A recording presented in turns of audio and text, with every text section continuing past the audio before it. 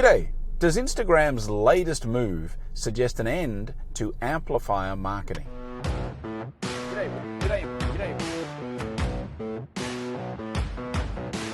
Now, a number of you would know already that Instagram is experimenting with no longer showing the amount of likes that a post receives on the platform.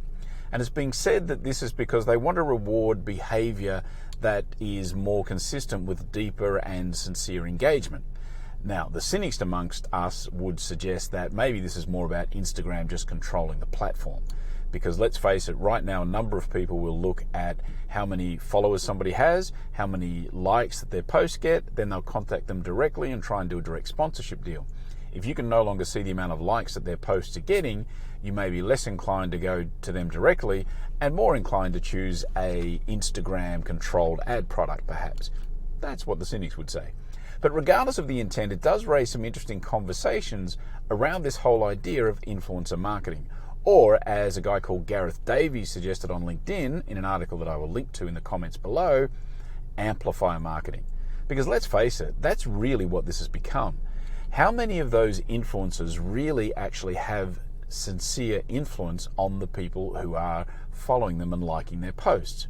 And Gareth uses the example of somebody paying Kim Kardashian $1 million to put a post on her Instagram account, but the reality is that that's not going to reach her gazillion followers. It might only reach maybe 1% of those. Now, granted, that's still a huge number, but how many of those are actually going to be influenced by what she does and take action and go and buy that product, those shoes, those lipstick, that book that holiday based on that? Probably not as many as you'd imagine, and maybe not enough to justify the $1 million ad spend. The idea of maybe going and hitting up 1,000 influencers with much, much smaller audiences and paying them each $1,000, 1,000 times 1,000, yeah, that's $1 million. That may well be a much, much better spend of that $1 million than giving it all to Kim Kardashian's Instagram marketing team. And so, and it's like I spoke about a while back on this show, this idea that we all have influence, it's just a matter of scale at some point.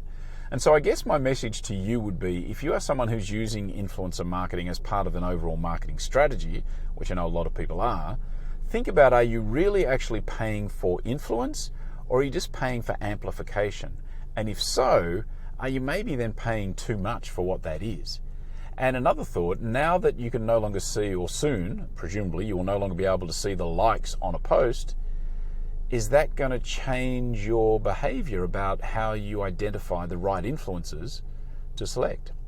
Interesting conversation. Influencer marketing or amplifier marketing? Let me know what you think in the comments below. I would love to hear your thoughts, and I will be back in tomorrow. See ya. Follow me every